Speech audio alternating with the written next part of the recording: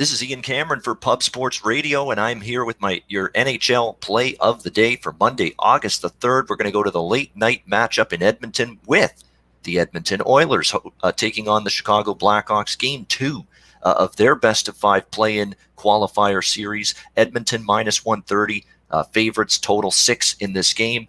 I cashed a ticket over the total in Game 1 of this series, and I'm going right back to that same thought process here in game number 2. I said coming into the series in the series preview video that I did here for Pub Sports Radio that this would be a series that would be higher scoring, 2 very good offensive teams and 2 suspect defenses. I knew Chicago's defense was not very good.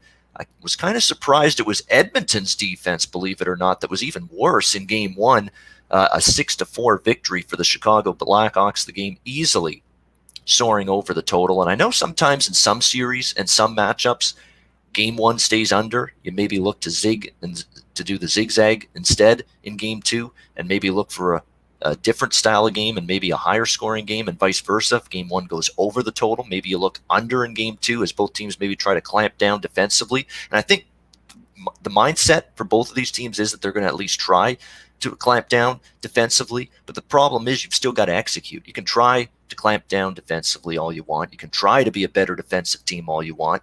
But sometimes you're just not a very good defensive team, no matter how much you try. And I'm worried that that's the case with these two teams, Chicago and Edmonton. Remember, Edmonton's defense has improved this year, but they're still in the playoffs for the first time for a lot of these players. They're suiting up for the Oilers. And right now, for me, it's a scenario where, I'm going to have to see them tighten things up. Maybe Dave Tippett goes to Mikko Koskinen in net for this game. That's definitely possible. He hasn't confirmed it yet, but obviously Mike Smith wasn't very good for the Edmonton Oilers in Game 1. We'll see if Dave Tippett ends up going with a different goaltender. Regardless, I think Edmonton's offense certainly is going to be pretty strong tonight. You would think they throw everything they can at the net, every puck they can, put it on net, force this Chicago defense to turn and go after the puck, force them to have to defend, I think is going to be the mantra of the Edmonton Oilers tonight. And we know that that's where they can struggle as they have all season long. And Corey Crawford had a solid Game 1, but he wasn't necessarily tasked to do a whole lot or stand on his head. And certainly he was helped by the fact that Chicago staked him to a huge lead early in the game. But I think it's going to be a much bigger challenge for him tonight.